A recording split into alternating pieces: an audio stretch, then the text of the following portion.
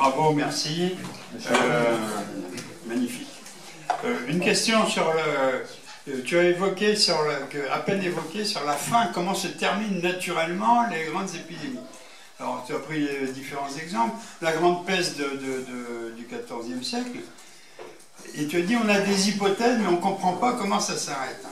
Alors, on comprend bien l'hypothèse, si tout le monde est mort, à la fin, évidemment, il n'y a plus personne à infecter. Mais autrement, comment en 1351, tout d'un coup, ça s'arrête? Alors qu'il y a encore la moitié qui sont vivants. Alors, comment ça s'arrête? Bon, on peut donner plein de raisons. Après, c'est très difficile, rétrospectivement, d'être scientifiquement sûr que c'est cette raison ou telle autre. Parce qu'il y a différents facteurs qui s'entremêlent. Alors, dire c'est ça, moi, je suis quand même toujours très réservé par rapport aux affirmations. Mais en tout cas, qu'est-ce qui se passe? Alors, il y a des choses, il y a plusieurs facteurs, il y a des choses qui sont liées à l'écologie, je dirais, du virus ou de la bactérie. Là, c'est une bactérie en l'occurrence pour la peste, c'est la pestis, et il y a des conditions climatiques, de chaleur, d'humidité, de tout ce que tu veux, on ne connaît pas toutes, et qui vont être moins favorables, qui sont plus favorables à un moment. Donc ça peut jouer, les conditions climatiques. Hein. C'est compliqué un peu à connaître. Par exemple, il y a des virus qui se développent beaucoup plus en hiver, comme la grippe, et d'autres, pourquoi bon. Et donc, autre chose, effectivement, les patients les plus vulnérables ont été atteints au début, hein. Donc après, les gens ont une certaine immunité probablement personnelle, etc. Qu'est-ce que je peux encore trouver comme mauvaise raison? On ne sait pas trop. Alors, quand il y a des vaccins, c'est la vaccination en général qui arrête. Mais quand elle s'arrête, ça ne veut pas dire qu'elle est vraiment arrêtée. C'est ça le problème. C'est que la bactérie, là, elle est toujours chez les rats et les puces des rats. Hein. Et ça redémarre. Elle s'enquiste elle s'enquiste pas. Elle est hôte permanente. Elle est invitée permanente. Et elle ne donne pas forcément une pathologie. Alors, il y a le réservoir et il y a le vecteur, hein, toujours. Le réservoir, c'est le rat, le vecteur, c'est la puce en l'occurrence. De même que le réservoir pour le SARS-CoV-2, c'est la chauve-souris, et l'autre intermédiaire, qui n'est pas pangolin, mais anecdotiquement, il y en a plusieurs. Hein. Mais surtout le fameux chien vivérin ou d'autres. Voilà. Donc, réservoir, machin, tout ça, ça reste. Et ça redémarre, ça se calme, ça redémarre. Et pourquoi? Alors, peut-être qu'effectivement... il y a moins de stock, ça c'est sûr, hein, de toute façon. Et peut-être que les gens aussi ont réagi, il y a les réactions humaines qui comptent beaucoup. Et si on isole, on s'est rendu compte que quand on était en contact, le duc d'Orléans qui allait voir les colériques, et il en est mort, on s'est dit, bah tiens, il aurait peut-être mieux fait de pas aller les voir, quoi. Donc on comprend que des fois, il faut s'éloigner. Hein. On a toujours, regardez les médecins de la peste, qui avaient le costume avec le grand nez, tout ça, ils faisaient brûler des herbes, de l'encens dedans, ils avaient compris qu'il y avait des miasmes qui pouvaient les contaminer, ils comprenaient que, donc ils évitent. Donc ça joue aussi, hein, pour que la bactérie ait du mal à trouver des clients. Je n'ai pas de réponse précise, en fait, c'est juste, je m'avoue. L'hypothèse. Michel. Michel. C'est Jean-François. Quel Michel? Non. Jean-François. Il y a Jean-François après. Économiste du quartier du commerce. Moi j'ai une question précise, c'est sur un truc qui m'a toujours intrigué sur le Covid. C'est qu'on a mis des gens de plus de 70 ans dans des centres de réanimation, on les a mis en réanimation, et on ne nous a jamais donné des statistiques, j'ai jamais vu, moi j'ai jamais vu, le pourcentage de personnes de plus de 70 ans qui ont été mis en réanimation et qui ont survécu plus de 2 mois. Oh, tous les chiffres sont disponibles. Hein. Ah, moi je n'ai jamais trouvé. Ah bah, tu trouveras. On a juste les chiffres de ceux qui sont sortis vivants de réanimation, mais est-ce qu'ils ont survécu 1 mois ou 2 mois? On l'a pas. Il y a eu du suivi, alors pas sur tous les malades, mais il y a eu dans ces cas-là, on fait des échantillons qu'on va suivre, des cohortes, on va dire. Je suis sûr qu'il y a les données. Hein. Mais cela dit... Tu les as pas là? En tête, non. Ah bon? Je ne les ai pas en tête, non. Non, attends, il n'y a plus de place, là. non, mais c'est... Ouais, il y a la place, mais il y a des bases de données quand même, il y a l'ordinateur. Donc tu peux trouver, je suis sûr on peut tout trouver. J'ai cherché, tu vas sur Santé publique France ou Statista, il y a plein de données statistiques. Après, il faut chercher un peu. Alors, pourquoi 2 mois? Tu veux dire que les gens, ils sont sortis, ils ont l'air guéris, ils sont sortis ils sont sortis vivants. Sur leurs pieds, pas les pieds devant. Ouais. Voilà. Et 2 mois après, en fait, ils sont morts. parce qu'en fait, ils ont été à plus de 70 ans, Oui, non, mais tellement affaiblis. puis alors ils sont morts de affaiblis. quoi Ils sont morts de quoi? Parce qu'ils ont pu faire du coup un infarctus qu'ils auraient pas. Non, mais c'est intéressant d'avoir ces chiffres quand même. À 2 mois, à 6 mois, à 3 mois. Même à 1 mois, surtout, Oui, parce que quelle est l'utilité? J'ai pas les chiffres comme ça. C'est très dur ce que je dis, mais tu vas pas aimer, mais quelle est l'utilité finalement si tous les gens sont morts? Quelle a été l'utilité de les mettre en réanimation? Ah ben moi, j'ai pas d'idée là-dessus. Moi, tu sais, là, on est dans de la morale. Oui, dans tout à fait. Moi, là-dessus, chacun peut avoir son avis. J'ai dit, moi, je ne porte pas de jugement, notamment moral. Aujourd'hui, on considère que c'est pas parce que quelqu'un a plus de 70 ans, en plus, j'en fais partie, oui, et moi aussi, qu'on ne fait pas le maximum pour s'occuper d'eux. Le tri par l'âge est proscrit quand même. Hein. Alors, c'est pas forcément bien au niveau de... Non, attends, non, c'était pas la question que je posais, parce que je sais très bien que tu me diras ça. Mais, mais simplement, c'était, avant de prendre de juger si c'est bien ou pas bien, il faut avoir le chiffre. Si on n'a pas le chiffre. Il vient de le mettre en réa. Ah ben on sait. Ah non, ce qu'on sait, c'est si on met pas en réa combien ça meurt, et si on met en réa combien survivent. Ça, on a les chiffres. Voilà. Attends, là, il y a des chiffres. On sait qu'à partir on a défini des critères basés sur des observations cliniques, disant que si on avait tel et tel critère, il fallait aller en réa. Aller à l'hôpital. Et après, à l'hôpital, passage en réa. Et en réa, passage à tel traitement. Tout ça, c'est codifié. C'est codifié. Ça se trouve, ça. Voilà, ok. C'est hyper codifié parce que c'est essentiel. Hein. Les gens, ils ont travaillé. Hein. Ils ont fait des études cliniques.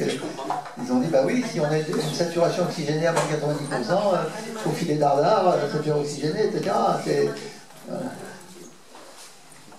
Merci Gilles pour ton exposé. Le plaisir est pour moi. J'aurais aimé savoir si la peste qui a sévi à Marseille et dans toute la Provence, qui a été catastrophique, en 1725, je voulais savoir si c'était la dernière épidémie de peste en France. Et je voudrais que tu nous dises 2 petits mots sur l'épidémie de rougeole qu'il y a actuellement dans la région de Grenoble. Alors, les épidémies de peste, de vraie peste, entrées par Marseille, on a tendance à les confondre. Il y a celle de la peste noire hein, du XIVe siècle, mais il y a aussi 1732, l'arrivée avec le chevalier de la Rose, avec les échevins, le fameux chevalier de la Rose qui s'était... Les échevins qui ont refusé de mettre leur bateau en quarantaine. Ah oui. Ah oui. Alors donc, alors celle-là, je crois qu'en France c'est la dernière, hein, je ne crois pas qu'il y en a eu au niveau épidémique. Je crois que c'est la dernière. C'est la dernière. Oui. L'épidémie digne de ce nom, après il y a eu des cas, hein, mais les cas isolés, on parle d'épidémie. Hein. Pour qu'il y ait une épidémie, il faut qu'il y ait un certain nombre. Oui, je pense que c'est la dernière. Hein. Oui, je crois. Oui. Elle a été très importante. Pourquoi tu me poses la question? La rougeole de comment? La rougeole, les épidémies de rougeole, il y en a partout, notamment en Californie, ça a été terrible il y a quelques mois. Non mais comment se fait-il avec la vaccination? Tout le monde en France est vacciné. Mais parce que les gens ont levé le pied. Il y a des gens qui ont levé le pied. Bien sûr, la rougeole, mais non, il n'y en a plus, tout ça. Chaque fois qu'on fait ces problèmes de la prévention, c'est très difficile de faire la promotion de la prévention pour quelque chose qui ne va pas exister. Parce que le truc ne va pas exister parce qu'on va faire de la prévention. On l'a fait, on est content, parce qu'il y a plein de cas, tout ça, on va faire de la prévention. Et puis au bout d'un moment, au bout de quelques années même, ça peut être long, on dit, arrêtons, ça ne sert plus à rien, on pique nos enfants pour rien, il y a les antibiotiques qui disent, attendez, il n'y a plus de risque. Le bénéfice-risque tombe. Qu'est-ce qui se passe? Ça redémarre. Ça redémarre toujours. J'avais fait un grand truc hein, sur les vaccinations. La vaccination contre l'hémophilus influenzae B en Angleterre. Ils vaccinaient, bon, ça allait bien, il y avait une chute des cas de pathologie infantile respiratoire à l'hémophilus. Ils ont arrêté, pof, ça remonte. Ils ont revacciné, pof, ça rebaissait. Ça veut dire qu'il faut se faire revacciner de toutes les maladies infantiles en permanence? Ça veut dire qu'il y a des calendriers vaccinaux. Il y a ce qu'on appelle le BEH, le bulletin épidémiologique hebdomadaire, qui toutes les semaines sort des recommandations, qui fait l'état des lieux. Vous pouvez le trouver sur Internet, hein, c'est libre, c'est public. Et vous avez le calendrier vaccinal qui est réédité régulièrement. Et dedans, vous avez tout. Et quand il y a un truc qu'il n'est plus utile de faire, on l'enlève. Il y a des experts qui sont là, qui se réunissent, qui s'engueulent des fois, parce que, quand même, est-ce qu'il ne faut pas, etc. Il y a des fois des décisions qui sont limites. Hein. Et donc, ils tranchent. Qu'est-ce qu'on peut faire en tant que citoyen? On suit leurs recommandations, parce qu'on ne va pas prétendre savoir mieux qu'eux quand même, parce que déjà eux, ils font que ça, et en plus, ils discutent entre eux pour arriver à un consensus, donc il faut suivre les recommandations du calendrier des vaccinations. D'ailleurs, je vous rappelle que une vaccination qui est extrêmement négligée, et c'est très dommage, c'est la vaccination contre le zona. Qui est vacciné contre le zona ici? Non, zona, le zona.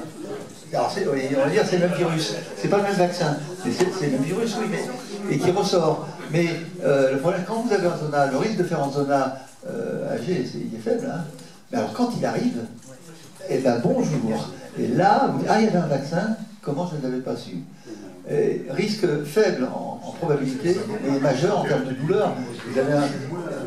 Vous avez un zone stomach, ou même dans une zone intercostale, c'est le martyr hein, quand même, vous vous flinguez. Hein. Donc voilà, donc je vous encourage à vous vacciner contre le zona. Marie-Lise. Par exemple. C'est Jamo Télévision.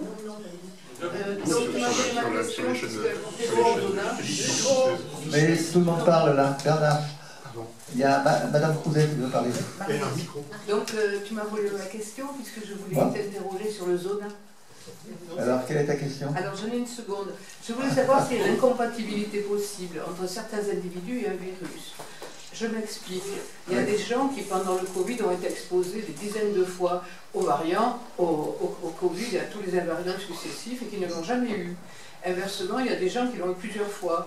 Donc, face à cette disparité, est-ce qu'il y a réellement des individus qui n'auront jamais le Covid?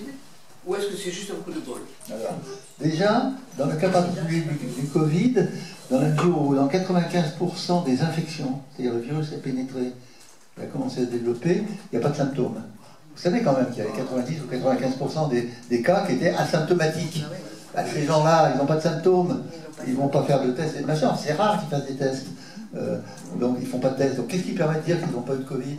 Ils ont une forme asymptomatique. Alors ta vraie question, c'est pas celle-là, si je peux me permettre. C'est pourquoi certains font une forme asymptomatique et d'autres une forme plus grave. C'est ça la question. Parce que je pense que quand même beaucoup de gens ils sont passés sans le savoir. Et, alors évidemment, si le test est positif, ça on est sûr qu'il y a eu, hein, parce que le nombre de faux positifs est faible, est très faible. Il y a des faux positifs et des faux négatifs, hein, mais il est faible, il y a quelques pourcents, bon, ben, c'est négligeable. Donc, pourquoi on fait les formes graves? Ben, ça c'est compliqué, hein, entre les relations entre l'hôte et le virus, il y a des relations complexes. C'est comme dans un couple. Ça c'est pour détendre. Ceux qui sont vaccinés qui l'attrapent, hein, mais ceux qui ne sont pas vaccinés qui n'attrapent pas. Mais moi j'ai été vacciné 5 fois je crois, et j'ai dû faire 3 Covid. 6-0. C'est pas grave. C'est pas grave. Ah, j'ai jamais été hospitalisé d'ailleurs, je suis en pleine forme, juste des petits problèmes cognitifs quand même. Est-ce que c'est là où la Covid?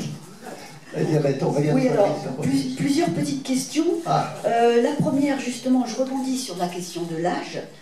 Le Covid, a présenté la Covid.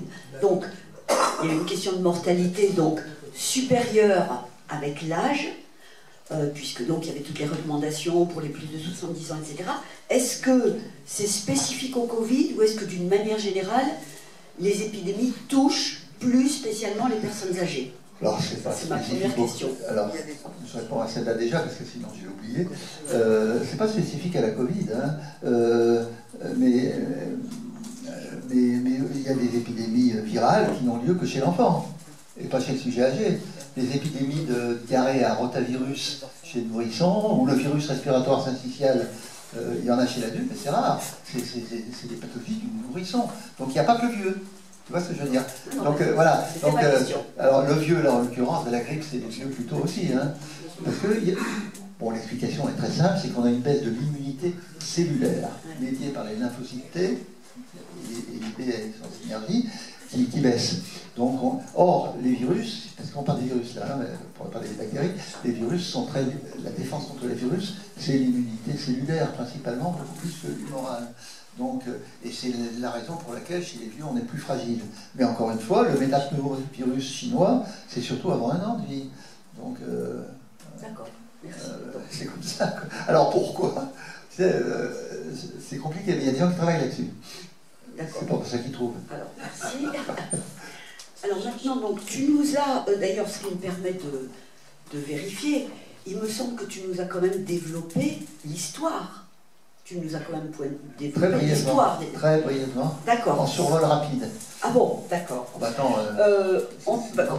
alors, quand même, sur ce survol, hein, ce que tu appelles ce survol, donc on voit défiler un nombre, d'une part, de types d'épidémies, et d'autre part, de noms qui sont donnés à ces épidémies, qui sont sans cesse renouvelées, sans cesse nouvelles. Donc ma question, oui, puisque donc, par exemple, on appelle la grippe, par exemple, ne semble apparaître que dernièrement. Est-ce que c'est parce qu'effectivement, au fil du temps, et des milliers d'années quand même, les grandes épidémies ont changé de nature, c'est-à-dire qu'autrement dit, ce par quoi on était infecté s'est modifié, ou est-ce qu'on a décliné ça sous des noms différents? Et est-ce qu'une épidémie, quand elle a sévi et qu'elle s'est arrêtée, est-ce qu'il y a de fortes chances quand même pour qu'elle ne se reproduise pas comme telle? D'abord, première réponse, c'est qu'avant on ne savait pas, on ne diagnostiquait pas, alors on donnait un nom, on disait une peste quand c'était un truc pestilentiel, tout ça, il y avait un truc qui n'allait pas, les gens étaient malades, ils avaient de la fièvre, ils crevaient, ou ils étaient malades, c'était une peste, hein. D'ailleurs, il y a des fois des gens qui sont des pestes.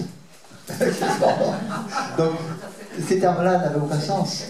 On les donnait parce qu'il fallait donner quelque chose. On ne savait pas, on ne connaissait pas qu'il y avait des virus et des bactéries, et on ne savait pas les trouver. Alors, donc, le jour où on a identifié, on a donné des noms, donc, et puis après on a pu faire évoluer les noms. Hein. On a parlé de SARS-CoV, machin, on a parlé de Covid-19. Bon, ça évolue la terminologie parce qu'on aime bien changer les noms en ayant l'impression de faire quelque chose. Mais c'est pas que.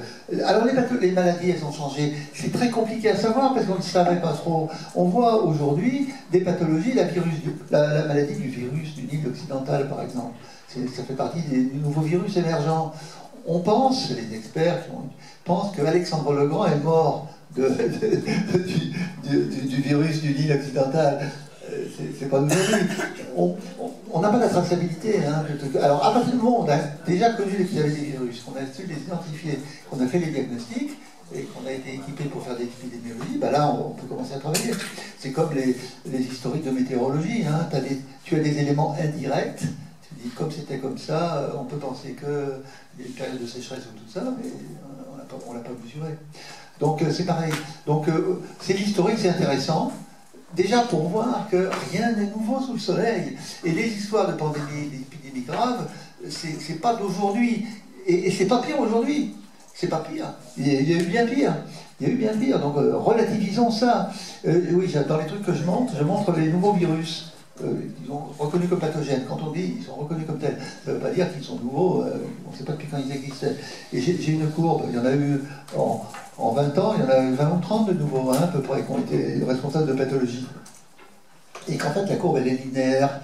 Elle évolue de façon très régulière sur 30-40 ans. Donc ça veut dire quoi? Ben, ça ne veut rien dire. Sauf que, peut-être, c'était déjà linéaire avant.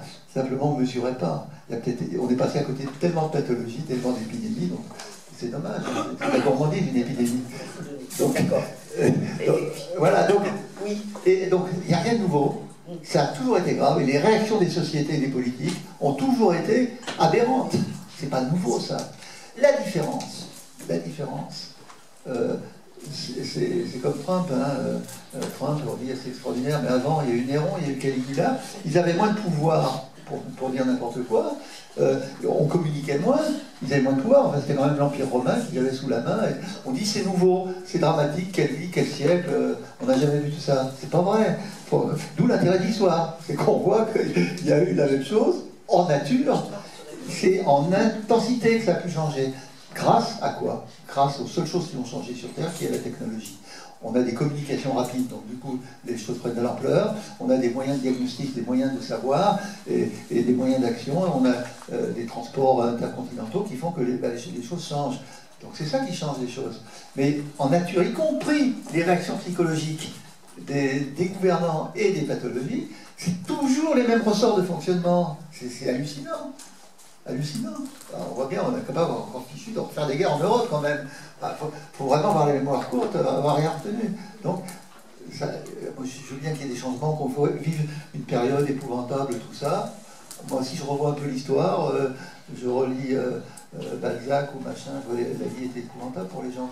Et maintenant, on dit, ah, c'est terrible la vie des gens. Mais comment c'était avant? C'était une horreur.